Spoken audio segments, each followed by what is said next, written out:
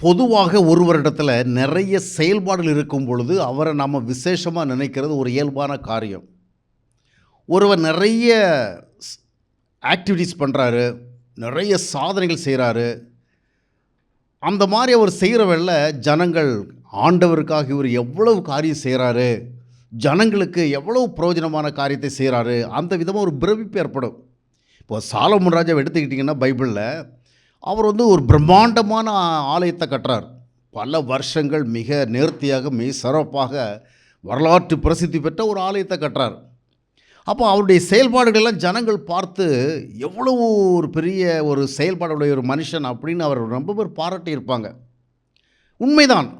அவருக்கு பின்னால் நிறைய செயல்பாடுகள் இருந்தது. நிறைய சாதனைகள் இருந்தது. அவ்வளோ பெரிய ஆலயத்தை பிரம்மாண்டமா கட்டி எழுப்பின ஒரு சாதனை இருந்தது. பல நாட்டு மக்கள், மன்னர்களும் அவரை குறித்து விசேஷமாக திரும்பி பார்க்குற அளவுக்கு மெச்சத்தகுந்த மனிதனாகத்தான் இருந்தார். ஆனால் சாலமோன் ராஜாவினுடைய வாழ்க்கையை கவனித்து பார்க்கும் பொழுது, தேவன் சாலமோனிடத்துல பிரியமா இருக்க முடிந்ததா? சாலோமோனுடைய செயல்பாடுகள் தேவனுக்கு ஏற்றதாக இருந்ததா என்பது ஒரு கேள்வியாக இருந்தது. என்றால் சாலோமோன் தன்னுடைய வாழ்க்கை முறையில் தேவனுக்கு ஏற்ற ஒரு நிலையை ஒருபோதும் பின்பற்றலை. தேவன் பார்த்து மெச்சும்படியான ஒரு செயல்பாட்டை தன்னுடைய வாழ்க்கை பகுதியில் காண்பிக்கலை. மாம்சீகம் சார்ந்த ஒரு செயல்பாடு தான் அந்த சாலோமோன் பார்க்க முடியுது. அப்போ ஆவிக்குரிய காரியங்களில் ஒரு போதகர் மிகப்பெரிய செயல்பாடுகளை உடையவராக இருக்க முடியும். நிறைய சபைகள் அவர் கட்டி எழுப்புகிறவராக இருக்க முடியும்.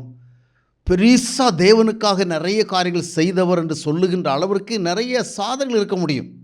அது மட்டும் இல்லை, மக்களுக்காக எவ்வளோ செஞ்சிருக்கிறார். எத்தனை பள்ளிக்கூடங்கள், எத்தனை கல்லூரிகள், எத்தனை மருத்துவமனைகள், எத்தனை சமூக சேவை நிறுவனங்கள், இந்த மாதிரி நிறைய செயல்களை அவர் செய்திருக்கிறார் சொல்லி ஜனங்கள் அவருக்கு பின்னால் தேவன் இருக்கிறதாக உறுதியாக நம்புவாங்க. ஒரு காலகட்டத்தில் பார்த்திங்கன்னா ஜனங்கள் அவர் என்ன போதித்தால் என்ன, அவர் எப்படி வாழ்ந்தால் என்ன, அவர் ஆண்டவருக்காக எவ்வளோ விஷயம் செஞ்சுருக்கிறார், அவர் ஜனங்களுடைய நன்மைக்கு எவ்வளோ விஷயம் செஞ்சுருக்கிறார், அந்த விதமாக காம்ப்ரமைஸ் பண்ணி சிந்திக்கிற ஒரு மனநிலைக்கு மக்கள் வந்து விடுவாங்க. ஆனால் வேதாகம ரீதியாக நீங்கள் கவனித்து பார்த்தீங்கன்னா, ஒரு மனிதன் எவ்வளோ பெரிய சாதனைகளை உடையவனாக இருந்தாலும் அவன் முதலாவது தேவனுடைய பார்வையில் அவன் சாதனை உடையவனாக இருக்கணும். தேவனுடைய பார்வையில் சாதனை என்பது உலக மக்கள் பார்த்து பிரமிப்பது போன்ற ஒன்று அல்ல. தேவனுடைய பார்வையில் அவன் சாதனை உடையவனாக இருந்தால் இரண்டு காரியங்கள் முக்கியம். ஒன்று, அந்த மனிதனுடைய வாழ்க்கை முறை. அவர் மற்றவர்களுக்கு முன்பாக எப்படிப்பட்ட ஒரு சாட்சி ஜீவிதம் உடையவராக இருக்கிறார், எந்த விதமாக வாழ்கிறார், அவருடைய சுபாவங்கள் என்ன, அவருடைய ஆசையுடைய நிலைமைகள் என்ன, பணம், பொருள், உலகம் என்பது தொடர்பான காரியத்தில் அவருடைய கொள்கை நிலைப்பாடு என்ன, இவைகள் ரொம்ப முக்கியம். தேவனுக்கு முன்பாக ஒரு மனிதன் சாதனையாளனாகவும் பாராட்டப்படத்தக்கவனாகவும் மெச்சத்தக்கவனாக இருக்க வேண்டுமென்றால் அந்த மனிதன் முதலாவது தேவனுக்கு முன்பாக தேவனை பிரியப்படுத்துகிற விதமான ஒரு வாழ்க்கை முறை உடையவனாக இருக்க வேண்டும். அப்போஸ்தலனாகிய பவுல் குறிப்பிடுகிற பொழுது 1 கொரிந்தியர் 11ஆம் அத்தியாயத்தினுடைய 1ஆம் வசனத்தில், நான் கிறிஸ்துவை பின்பற்றுகிறது போல நீங்கள் என்னை பின்பற்றுங்கள்.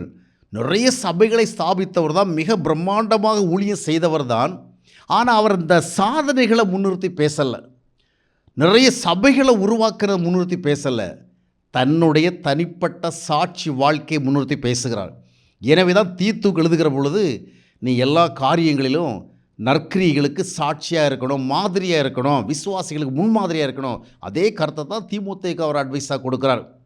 அப்போது தேவனுக்கு முன்பாக ஒரு மனிதன் சாதனையுடன் இருக்க வேண்டும் என்றால் அவருடைய வாழ்க்கை முறை என்ன?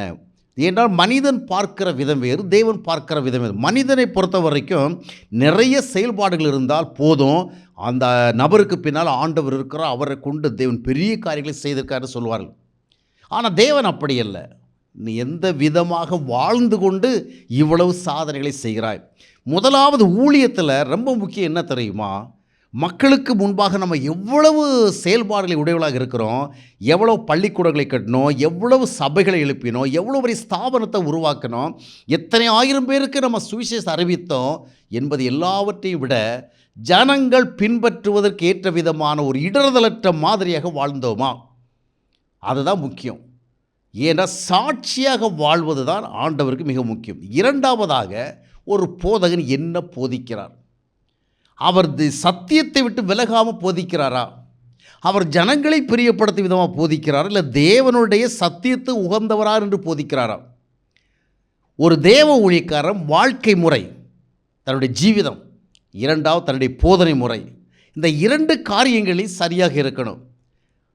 எவ்வளவு லாபமோ நஷ்டமோ தான் போதிக்கிறது வேத அடிப்படை சார்ந்தது, தேவ ஆவியானவர் வழிநடத்தப்பட்டது, தேவனுடைய வார்த்தைகளும் முரண்பாடான அல்ல என்ற நிலைமையில் இருக்க வேண்டும்.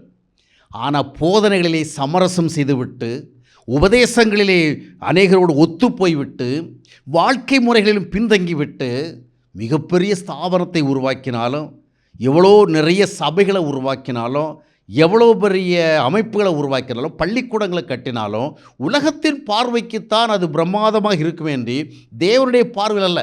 ஆனால் ஒரு ஊழியக்காரனுக்கு ஒட்டுமொத்த உலகம் பாராட்டினாலும் அவனுக்கு கிடைக்க வேண்டிய பாராட்டு தேவனிடத்தில். உண்மையும் உத்தமுள்ள ஊழியக்காரனே, அதைத்தான் நம்ம மத்தேயு 25:21 வாசிக்கிறோம். உண்மையும் உத்தமுள்ள ஊழியக்காரனை, கொஞ்சத்தில் உண்மை உள்ளவனாக இருந்தாய். அதுதான் நீ எவ்வளோ பிரம்மாண்டமாக பண்ண அப்படிங்கிறதில்ல. இப்போது சாலமோன் ராஜாவினுடைய செயல்பாடுகளையும் ஆபிரகாமுடைய செயல்பாடுகளையும் கொஞ்சம் கம்பேர் பண்ணி பாருங்கள். சாலமோன் செய்த செயல்பாடுகளுக்கும் ஆபிரகாம் செய்த செயல்பாடு சம்மந்தமே இல்லை. அவர் ஒரு குடும்ப வாழ்க்கையை வாழ்ந்து கர்த்தர் என்ன சொன்னார் அதை மட்டும் செஞ்சுக்கிட்டு அமைதியான ஒரு வாழ்க்கை முறையில் தான் இருந்தார். பெரிய போதகராகவோ நிறைய பேருக்கு போதிக்கிறவராகவோ ஊழியராகவோ இருந்து செயல்படலை. தேவன் அவருக்கு சில வழிகாட்டுதலை கொடுத்திருந்தார், சில கட்டளைகளை கொடுத்திருந்தார், சில ஆலோசனை கொடுத்திருந்தார். அதன்படி செவ்வையாக வாழ்ந்தார். அவர் தேவ மனிதர் என்ற பெயரை பெற்றார்.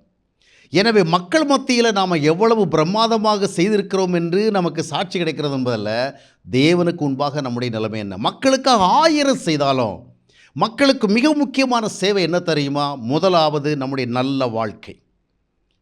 நாம் பணம், பொருள், உலகம் இதோடு இசைந்து போகாமல், ஜனங்களோடு சமரசமாகி போகாமல், நாம் தவறான சுபாவங்களின்படி வாழாமல் தேவனுக்கு ஏற்றபடி வாழ்கிறோம். இதுதான் மக்களுக்காக நாம் செய்கிற மிகப்பெரிய ஒரு சேவை. இரண்டாவதாக நாம் என்ன போதிக்கிறோம், நம்முடைய போதனைகளின் தரம் எப்படி, நம்முடைய உபதேசங்களின் தரம் எப்படி, நாம் போதிக்கிற போதனை சரியாக தேவனுடைய சித்தத்தை வெளிப்படுத்துகிறதா, தேவனுடைய நோக்கத்தை வெளிப்படுத்துகிறதா, தேவனுடைய சத்தியத்தை பிரதிபலிக்கிறதா, தான் முக்கியம். எதையோ போதித்து விட்டு, எதையோ உபதேசித்து விட்டு, ஆண்டவர் சொல்லாதெல்லாம் சொன்னதாக சொல்லிவிட்டு நாம் மிகப்பெரிய அமைப்புகளை உருவாக்கி என்ன பிரயோஜனம்? எத்தனை கல்லூரிகளை எழுப்பி என்ன பிரயோஜனம்? எத்தனை 100 சபைகளை உருவாக்கி என்ன பிரயோஜனம்? எவ்வளோ பெரிய அமைப்புகளை உருவாக்கி என்ன பிரயோஜனம்? முதலாவதாக அதற்கு பின்னால் இருக்கிற நம்முடைய வாழ்க்கை முறை முரண்பாடாக, நம்முடைய உபதேசம் முரண்பாடாக இருந்தால் என்ன பிரயோஜனம் இருக்க முடியும்? இன்றைக்கி பார்த்திங்கன்னா இந்தியாவில் இன்றைக்கி சில சாமியார்கள், சில சுவாமிஜிகள், சில சாதுஜிகள் கொடிகட்டி பறக்கிறாங்க. அவங்க பின்னால் பல லட்சம் மக்கள் இருக்கிறாங்க. அவங்க பின்னால் நிறைய மருத்துவமனை, நிறைய பள்ளிக்கூடங்கள், நிறைய கல்லூரிகள், நிறைய சமூக சேவை நிறுவனங்கள் நிறைய இருக்கிறது. அவங்க எங்கேருந்து வந்தாங்கன்னு பார்க்கும் பொழுது சிலர் பள்ளிக்கூட ஆசிரியராக இருந்திருப்பாங்க, இல்லைன்னா ஒரு சிலர் சாதாரண வேலைக்காரலாக இருந்திருப்பாங்க. திடீர்னு அவருக்கு ஒரு ஞான வெளிப்பாடு வந்ததாக கூறுவார்கள், கடவுள் தங்களை ஆட்கொண்டதாக கூறுவார்கள், தாங்கள் கடவுளுடைய அவதாரம் என்று கூறுவார்கள். உடனேயே மக்களுக்கு பிரச்சாரம் பண்ண ஆரம்பிப்பார், போதனை செய்ய ஆரம்பிப்பார், ஒரு கூட்டம் வர ஆரம்பிக்கும். அப்புறம் அவரிடத்தில் ஏதோ ஒரு வல்லமை இருக்கிறதான்னு ஒரு பிக்சர் கொடுக்கப்படும். கொஞ்ச காலத்துக்குள்ளே பெரிய பெரிய அளவில் அவருக்கு ஆதரவு வரும், பல நாடுகளில் அவருக்கு ஸ்தாபனங்கள் உருவாகும், மிகப்பெரிய லெவலில் வந்துடும். அப்புறமா தான் நிறைய கிரிமினல் கேசஸ் வரும், நிறைய முரண்பாடு காரியங்கள் இருக்கும். ஆக அந்த செயல்பாடுகளை வைத்து நம்ம யாரையும் ஒரு கிரேட் பர்சனாலிட்டின்னு சொல்ல முடியாது. ஒன்று வாழ்க்கை முறை, இரண்டாவது போதனை முறை. இந்த இரண்டிலும் ஒருவர் தோல்வி அடைந்து விட்டால் அதற்கு பின்னால் அவர் நூற்றுக்கணக்கான சபைகளை உருவாக்கினவராக இருந்தாலும் சரி, எத்தனை சமூக சேவை நிறுவனங்களை உருவாக்கினவராக இருந்தாலும் சரி, சமுதாயத்தில் நிறைய மக்களுக்காக செய்தவராக இருந்தாலும் சரி, தேவனுடைய பார்வையில் அது பாராட்டப்படத்தக்கதுமல்ல, சாதனையுமல்ல என்பதுதான் உண்மை.